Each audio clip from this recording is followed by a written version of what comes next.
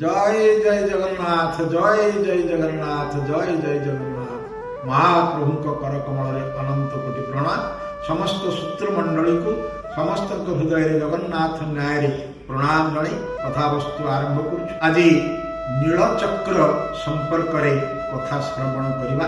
जगन्नाथ मंदिर शीर्ष भाग जगन्नाथ मंदिर कलश उपरे नीलचक्र अवस्थापित अछंती। ये नीलचक्र चक्र नारायण हिसाब से पूजित हुंती। विशेष कर जगन्नाथ महाप्रभु जितेबाला गुंडीचा यात्रा गुंडीचा बेदी रे थांती किंबा अनवसर पिंडी रे थांती सेतबेले एई चक्र नारायण को दर्शन करदेले जगन्नाथ महाप्रभुंकर सते जेमिति दर्शन ही जाइथा। जगन्नाथ महाप्रभुंकर ये चक्र नारायण सुदर्शन चक्रंकर एक अवतार कहले अत्युक्ति हवा नहीं। सर्वप्रथम ये नीलचक्र हिसाब से नामित नथिले यहाँ को सुदर्शन चक्र हिसाब से अभिहित करा जाइथिला। जेतेबेले नीलमणि नागंकर मृत्यु हैला नीलमणि नागंक पाखरु जेतेबेले नीलमणि को नहीं एई चक्रंक निकट में अवस्थापित करागला चक्रंक देहर अवस्थान करागला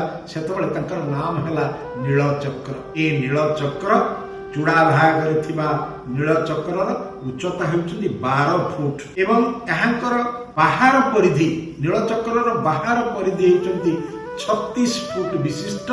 ए नीलचक्र आगे 8 गोटी और अछंती एवं प्रत्येक और 2 इंच मोटा विशिष्ट हेइथांत। 8 गोटी और पंच महाभूत यथा आकाश पृथ्वी वायु जल अग्नि को प्रतिपादित करुवा समय मन बुद्धि एवं अहंकार पंच महाभूत मन बुद्धि एवं अहंकार प्रतीक स्वरूप नीलचक्र 8 गोटी और विद्यमान सेठारे अछंती। ए नीलचक्र निकट प्रत्यह चक्र मण ही करा जाइथाय।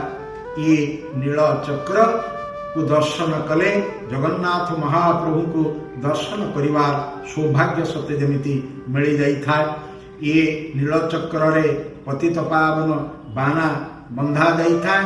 पतित पावन बाना बांधती नीलचक्र सेवा करती जो सेवायत मान करती से सेवायत मान को चुनरा सेवक हिसाब परिचित अच्छा से चुनरा सेवक करती जो माने गरुड़ महाप्रभु को भी सेवा करिथांती। ये नीलचक्र निकट में प्रत्येक अमावास्या आरती करा जाइथाय एवं नीलचक्र बड़दाण्डरू 214 फुट उच्चता विशिष्ट हेइथांती। नीलचक्रंकर ओजन प्रायतः 1.5 क्विंटाल बा 150 किलो विशिष्ट बोली कहा जाइथाय।